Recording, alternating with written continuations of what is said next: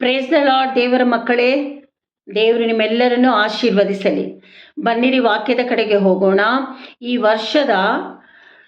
ವರ್ಷದ ಇನ್ನು 2 ವಾರಗಳಲ್ಲಿ, ಈ ವಾರ ಬರೋ ವಾರ, ನಾವು ಕರ್ತನ ನಾಮವನ್ನು ಮಹಿಮೆ ಪಡಿಸಬೇಕು. ಏಕೆಂದರೆ 2026ನೇ ವರ್ಷಕ್ಕೆ ನಾವು ಕಾಲಿಡ್ತಾ ಇದ್ದೀವಿ. ಕ್ರಿಸ್ಮಸ್ ಹಬ್ಬ ಅಲ್ಲವಾ? ನಮ್ಮ ಯೇಸು ಸ್ವಾಮಿ ಯಾವ ರೀತಿ ನಮ್ಮನ್ನು ನಡೆಸಿದ್ರು ಈ ದಿನಗಳವರೆಗೂ, ವರ್ಷಗಳು, ತಿಂಗಳು, ವಾರಗಳು ಎಲ್ಲ ನಮ್ಮನ್ನು ನಡೆಸಿದ್ದಾರೆ ಅಲ್ಲವಾ? ಅಂಥ ದೇವರಿಗೆ ನಾವು ಘನಪಡಿಸ್ತಾ ಇದ್ದೀವಿ.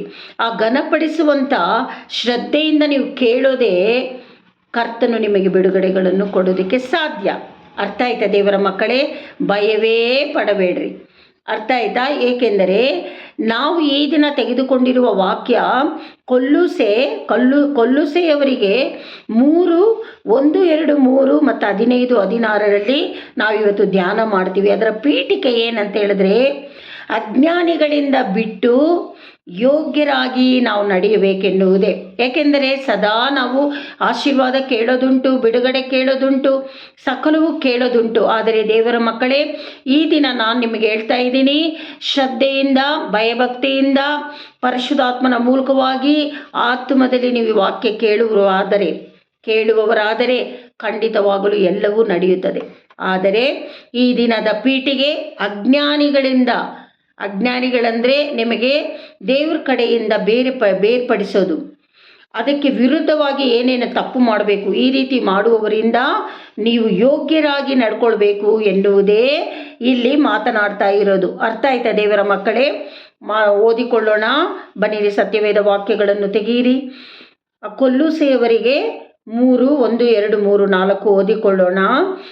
ಆದ ಕಾರಣ ನೀವು ಕ್ರಿಸ್ತನೊಂದಿಗೆ ಎಬ್ಬಿಸಲ್ಪಟ್ಟಿರುವುದರಿಂದ, ನಮ್ಮ ಯೇಸು ಸ್ವಾಮಿ ಇವಾಗ ಹುಟ್ಟಿರೋ ಅಂದರೆ ಅದು ಕ್ರಿಸ್ಮಸ್ ಹಬ್ಬ ಅವತ್ತಲ್ಲ, ಬಟ್ ಲೋಕ ಆಚರಿಸ್ತಾ ಇದೆ, ನಾವು ಆಚರಿಸೋಣ ಅಲ್ಲವಾ? ಹಾಗಾದರೆ ಕ್ರಿಸ್ತನು ಹುಟ್ಟಿದ್ದಾರೆ, ಎಲ್ಲವನ್ನು ಸುವಾರ್ತೆ ಹೇಳಿ ನಮ್ಮನ್ನು ನಡೆಸಿಕೊಟ್ಟಂಥ ದೇವನಿಗೆ ಇಲ್ಲಿ ಮಾತಾಡ್ತಾ ಇರೋದು. ಆದ ಕಾರಣ ನೀವು ಕ್ರಿಸ್ತನೊಂದಿಗೆ ಎಬ್ಬಿಸಲ್ಪಟ್ಟವರಿರುವುದರಿಂದ, ನೀವು ಎಬ್ಬಿಸಲ್ಪಟ್ಟಿದ್ದೀರಿ. ಕ್ರಿಸ್ತನೊಂದಿಗೆ ನೀವು ಸತ್ತು ಮತ್ತು ಜೀವಂತವಾಗಿ ಯೇಸು ಸ್ವಾಮಿ ಜೊತೆಯಲ್ಲೇ ನಾವೆಲ್ಲ ಎದ್ದಿದ್ದೀವಿ. ಆಗಿರುವುದರಿಂದ ಮೇಲಿರುವವುಗಳನ್ನು ಹುಡುಕಿರಿ.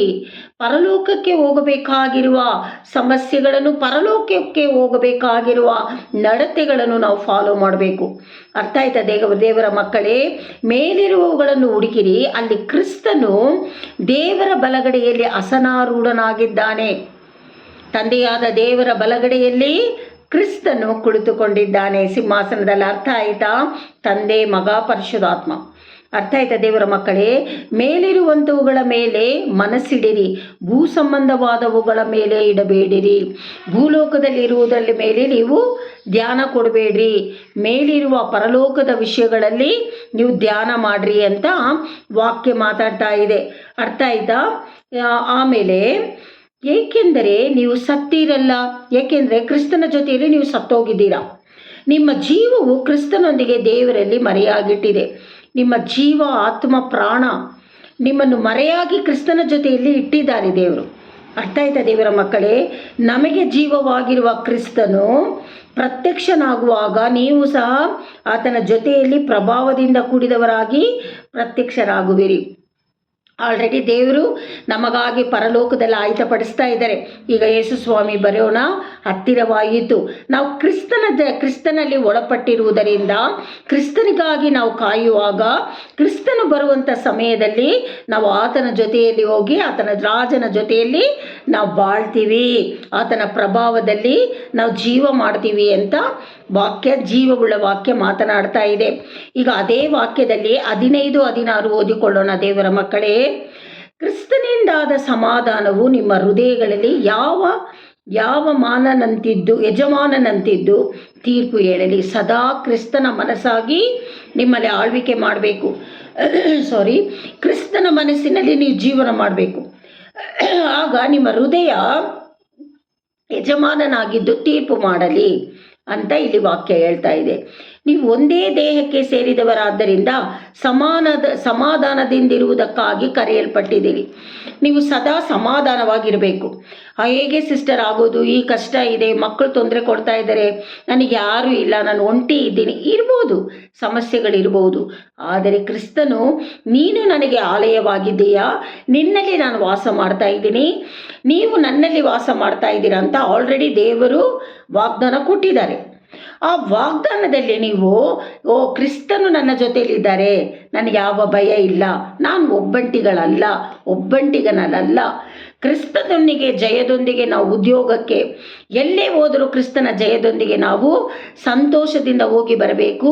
ಗೂಡಾರಗಳಲ್ಲಿ, ಕುಟುಂಬದ ಮಧ್ಯದಲ್ಲಿ, ಅನ್ಯ ಜನಗಳ ಮಧ್ಯದಲ್ಲಿ, ಎಲ್ಲರ ಮಧ್ಯದಲ್ಲಿಯೂ ಸಭೆಯಲ್ಲಿ ನೀವು ಸಮಾಧಾನದಿಂದ ಇರಬೇಕು ಅನ್ನುವುದೇ ಜೀವವುಳ್ಳ ವಾಕ್ಯ ಮಾತನಾಡ್ತಾ ಇದೆ. ಅರ್ಥ ಆಯ್ತಾ ದೇವರ ಮಕ್ಕಳೇ? ಇದಲ್ಲದೆ ಕೃತಜ್ಞತೆಯುಳ್ಳವರಾಗಿರಿ. ನೀವು ಕೃತಜ್ಞತೆಯನ್ನು ಸಲ್ಲಿಸ್ತಾ ಇರಬೇಕು ದೇವರಿಗೆ. ಅರ್ಥ ಆಯ್ತಾ? ಕೃತಜ್ಞತೆ ಎನ್ನುವ ಪದದಲ್ಲಿ ಎಷ್ಟೋ ವಿಧಗಳಿದೆ ದೇವರ ಮಕ್ಕಳೇ. ಇನ್ನೊಬ್ಬರಿಗೆ ಸಹಾಯ ಮಾಡೋದು, ದೇವರಿಗೆ ಸದಾ ಕೃತಜ್ಞತೆ ಹೇಳ್ತಾ ಇರೋದು, ಪ್ರತಿಯೊಂದು ಕುಟುಂಬಕ್ಕೋಸ್ಕರ, ಉದ್ಯೋಗಕ್ಕೋಸ್ಕರ, ಎಲ್ಲದಕ್ಕೂ ಕೃತಜ್ಞತೆಯಾಗಿ ಕರ್ತನ ನಾಮವನ್ನು ಮಹಿಮೆ ಪಡಿಸಬೇಕು. ನೆಕ್ಸ್ಟ್ 16 ಓದಿಕೊಳ್ಳೋಣ. 3:16. ಕ್ರಿಸ್ತನ ವಾಕ್ಯವು ನಿಮ್ಮಲ್ಲಿ ಸಮೃದ್ಧಿಯಾಗಿ ವಾಸಿಸಲಿ. ನಮ್ಮ ಕ್ರಿಸ್ತನ ವಾಕ್ಯ, ಜೀವವುಳ್ಳ ವಾಕ್ಯ ನಮ್ಮಲ್ಲಿ ಸಮೃದ್ಧಿಯಾಗಿ ವಾಸಿಸಲಿ. ದೇವರೇ, ನಾನು ಸಮೃದ್ಧಿಯಾಗಿ ಜೀವನ ಮಾಡಬೇಕು ಅಂತ ನೀವು ಕೇಳ್ತೀರಲ್ಲ, ಕ್ರಿಸ್ತನ ವಾಕ್ಯ ನಿಮ್ಮಲ್ಲಿ ನೆಲೆಗೊಂಡಿದ್ದರೆ ಕ್ರಿಸ್ತನು ನಿಮಗೇನು ಬೇಕೋ ಎಲ್ಲವನ್ನು ಕೊಡುವನು. ಅರ್ಥ ಆಯ್ತಾ ದೇವರ ಮಕ್ಕಳೇ? ಹಾಗಾದರೆ ಸಕಲ ಜ್ಞಾನದಿಂದ ಕೂಡಿದವರಾಗಿ ಒಬ್ಬರಿಗೊಬ್ಬರು ಉಪದೇಶ ಮಾಡಿಕೊಳ್ಳ್ರಿ. ಕುಟುಂಬದಲ್ಲಾಗಲಿ, ಸಭೆಯಲ್ಲಾಗಲಿ, ಉದ್ಯೋಗ ಸ್ಥಳದಲ್ಲಾಗಲಿ ಒಬ್ಬರಿಗೊಬ್ಬರು ಡಿಸ್ಕಸ್ ಮಾಡಿಕೊಳ್ಳ್ರಿ ವಾಕ್ಯಗಳ ಪ್ರಕಾರವಾಗಿ. ಅರ್ಥ ಆಯ್ತಾ ದೇವರ ಮಕ್ಕಳೇ? ಒಬ್ಬರಿಗೊಬ್ಬರು ನೀವು ಉಪದೇಶ ಮಾಡಿಕೊಳ್ಳಿರಿ, ಬುದ್ಧಿ ಹೇಳಿಕೊಳ್ಳಿರಿ. ಬುದ್ಧಿ ಹೇಳಿದ್ರೆ ತಪ್ಪಿಲ್ಲ. ನಮ್ಮ ವಿಶ್ವಾಸಿ, ನಮ್ಮ ಅಕ್ಕ ಆಗಲಿ, ನಮ್ಮ ಒಡ ಹುಟ್ಟಿದವರಾಗಲಿ, ನಮ್ಮ ಸಂಬಂಧಿಕರುಗಳಾಗಲಿ, ಯಾರೇ ತಪ್ಪು ಮಾಡಿದ್ರು ಸಭೆಯಲ್ಲಾಗಲಿ ಒಬ್ಬರಿಗೊಬ್ಬರು ಬುದ್ಧಿ ಹೇಳಿಕೊಳ್ಳೋದು ತಪ್ಪಿಲ್ಲ. ಅದು ದೇವರೇ ಇಲ್ಲಿ ವಾಕ್ಯದಲ್ಲಿ ಮಾತಾಡ್ತಾ ಇದ್ದಾರೆ. ಅರ್ಥ ಆಯ್ತಾ? ಕರ್ತನ ಕೃಪೆಯನ್ನು ನೆನೆಸಿಕೊಳ್ಳುವವರಾಗಿ ಕೀರ್ತನೆಗಳಿಂದಲೂ, ಸಂಗೀತಗಳಿಂದಲೂ, ಆತ್ಮ ಸಂಬಂಧವಾದ ಹಾಡುಗಳಿಂದಲೂ ನಿಮ್ಮ ಹೃದಯಗಳಲ್ಲಿ ದೇವರಿಗೆ ಗಾಯನ ಮಾಡಿರಿ. ನೋಡಿ, ಕರ್ತನ ಕೃಪೆ ನನ್ನ ಮೇಲೆ ಇದೆ, ನಿಮ್ಮ ಮೇಲೆ ಇದೆ ಅಂತ ವಿಶ್ವಾಸದೊಂದಿಗೆ ಆತನನ್ನು ನೆನಪು ಮಾಡಿಕೊಂಡು ನೀವು ಹಾಡುಗಳನ್ನು ಆಡಿ ಆತ್ಮದಲ್ಲಿ ಆರಾಧನೆ ಮಾಡಿ ಸ್ತುತಿ ಸ್ತೋತ್ರ ಮಾಡ್ರಿ ಅಂತ ಇಲ್ಲಿ ವಾಕ್ಯ ಮಾತಾಡ್ತಾ ಇದೆ. ನೋಡಿ, ವರ್ಷ ಮುಗಿಯೋದಕ್ಕೆ 2 ವಾರ ಅದಾಯ್ತು, ಇನ್ನೊಂದು ವಾರ ಇದೆ. ಅರ್ಥ ಆಯ್ತಾ? ಕರ್ತನ ಎಷ್ಟೋ ಮಾಡಿಲ್ಲ ಅಂತ ನೀವು ಯಾರೂ ಹೇಳಬಾರ್ದು. ಅರ್ಥ ಆಯ್ತಾ? ಆತ್ಮದಲ್ಲಿ ಆತನನ್ನು ಕೀರ್ತನೆ ಆಡಿ ಮಹಿಮೆ ಪಡಿಸಬೇಕು ದೇವರ ಮಕ್ಕಳೇ. ಅದೇ ಇಲ್ಲಿ ವಾಕ್ಯ ಮಾತಾಡ್ತಾ ಇರೋದು. ಅರ್ಥ ಆಯ್ತಾ?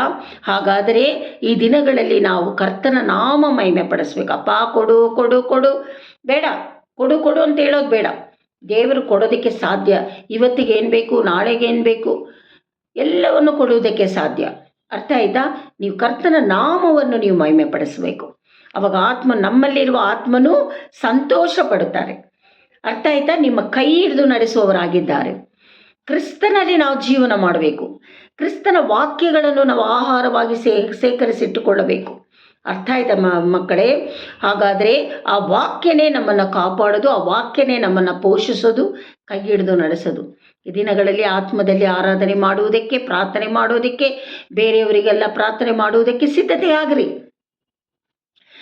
ನೀವು ಹೇಗೆ ಪ್ರಾರ್ಥನೆ ಮಾಡ್ತೀರಾ ಅದನ್ನು ಇನ್ನೂ ಇನ್ಕ್ರೀಸ್ ಮಾಡಿರಿ. ಕೇಳುವುದನ್ನು ಬಿಟ್ಟು ಕೃತಜ್ಞತೆ ಹೇಳೋದನ್ನು ಕಲೀರಿ. ಅರ್ಥ ಆಯ್ತಾ? ಈ ದಿನಗಳಲ್ಲಿ ನಾವು ಅದೇ ರೀತಿಯಾಗಿ ನಡ್ಕೊಳ್ಬೇಕೆನ್ನುವುದೇ ವಾಕ್ಯನು ಹೇಳ್ತಾ ಇದೆ, ನಾನು ಹೇಳ್ತಾ ಇದ್ದೀನಿ. ನಾವೆಲ್ಲರೂ ಕರ್ತನ ಮುಂದೆ ತಗ್ಗಿಸೋಣ, ವಾಕ್ಯಕ್ಕೆ ವಿಧೇಯರಾಗೋಣ. ಅರ್ಥ ಆಯ್ತಾ ದೇವರ ಮಕ್ಕಳೇ? ದೇವರು ನಿಮ್ಮೆಲ್ಲರನ್ನು ಆಶೀರ್ವದಿಸಲಿ. God bless you. Happy Christmas. Thank you.